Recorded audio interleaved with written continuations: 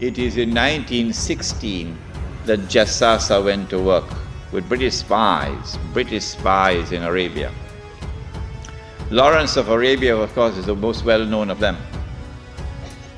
These British spies were sent into Arabia, posing as Muslims. And they went to two actors in Arabia, two. One was Sharif al-Hussein, who was appointed by the Khalifa in Istanbul as the Sharif of the Hijaz, Makkah and Medina, in control.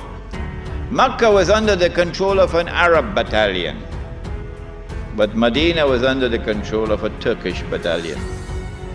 And I wish I could understand why the Khalifa insisted on the Turkish battalion under the leadership of Fakhri Pasha to defend Medina. I don't know why. So when the British spies went to Hussein, they offered him the moon. They offered him the moon. We will liberate the land of the hated Ottoman Turks, and we will give you independence and freedom, and you will now become the king of the Arabs. Remember, Britain is not talking about Khilafah. No, we'll make you the king of the Arabs. And we also prepared to offer you a little, you know what, just 7 million pounds. 7 million pounds at that time is what Bill Gates has now. Sharif Hussein, the great-great-grandfather of Abdullah in Jordan now, then betrayed the Prophet Muhammad ﷺ. Betrayed 1400 years of history of this ummah, violated the plain and clear command of Allah subhanahu wa ta'ala in the Quran in Suratul Ma'idah, in which He commanded us, Ya ayyuhalladhina amanu la tattakhidhul yahuda wal nasara awliya. Do not take the Jews and do not take the Christians as your awliya. Do not establish an alliance with them in which you become dependent upon them and subservient to them.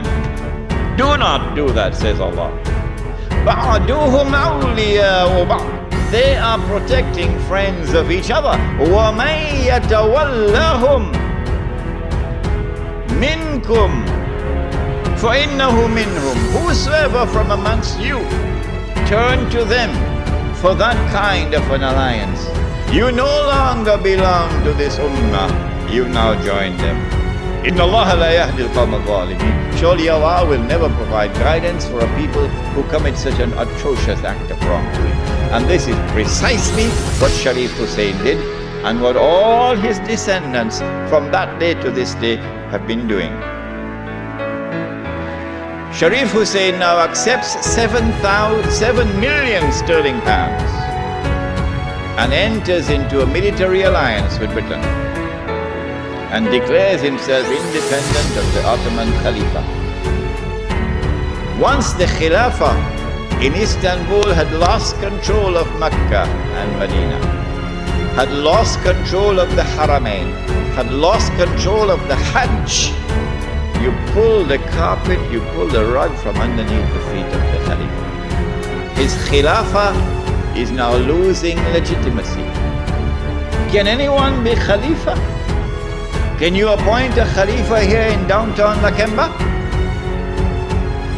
Can Mullah Umar have been recognized as the Khalifa? No, why not? Because when the Hajj comes, Amirul Mu'mineen Mullah Umar will have to apply for a Saudi visa to perform the Hajj. And if the Saudis reject the visa, the Khalifa can't perform the Hajj. Alright? And so the British calculated, if we can wrest control of the Haramain and the Hajj away from the Khalifa in Istanbul, then the legitimacy of his Khilafah will begin to crumble. And so this was 1916. The British spies then went to the second actor in the Arabian Peninsula. I mean, Britain has a PhD in deception. If you want to destroy the Khilafah, okay, you have to make sure that it cannot be restored. How can you take the entire world of Islam with so many ulama and ensure that not only is the Khilafah destroyed, but it cannot be restored? That's a tall order. How to do it? The answer is, you not only have to liberate the Haramain from the control of the Khalifa in Istanbul, but you have to put it in the control of those who will not themselves claim the Khilafah and will not allow anyone else to claim the Khilafah. And so long as these people keep control of the Haramain and the Hajj, the Khilafah can never be restored. Simple, isn't it? Simple, isn't it? And so that was why they had to make the trip to Riyadh to meet. What's his name? Abdul Aziz Ibn Saud. Correct name? Of course it's the correct name. Why are you afraid to mention it? But Abdul Aziz Ibn Saud did not control the Hijaz. So he couldn't command the check for £7 million. He had to be content with something less than that. So what the British offered to him was, if you would sign the same kind of agreement with us and violate the specific command in the Quran and betray Allah and His Messenger and betray the Ummah, if you will do that, we pay you £5,000 a month. Would you accept that? Abdul Aziz says yes. Yes. And in 1916, Abdul Aziz ibn Saud signed an agreement with Britain. Yes. Which made of him a military ally of Britain, subservient to Britain. But when the Ikhwan, who were his military force, questioned him, how can you sign this agreement with Britain? And how can you accept this money from Britain? £5,000 a month.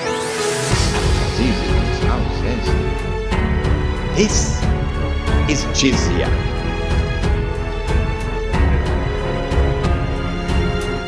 Jizya is what they pay to me because I control them. It was dust in their eyes and they swallowed it. And so Abdul Aziz ibn Saud got away with it.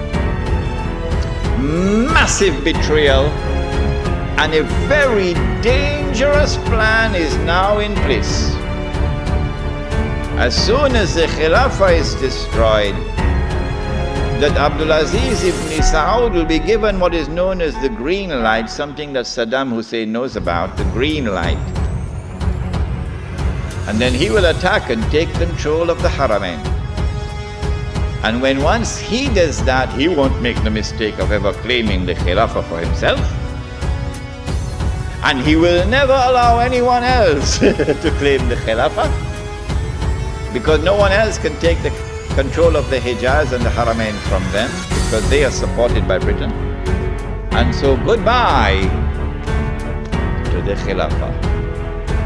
It's gone. It can never be restored. Never, never, never be restored. So long as Britain and the United States of America underwrite the security of the Saudi state, you can never, never, never restore the Khilafah. By 1919,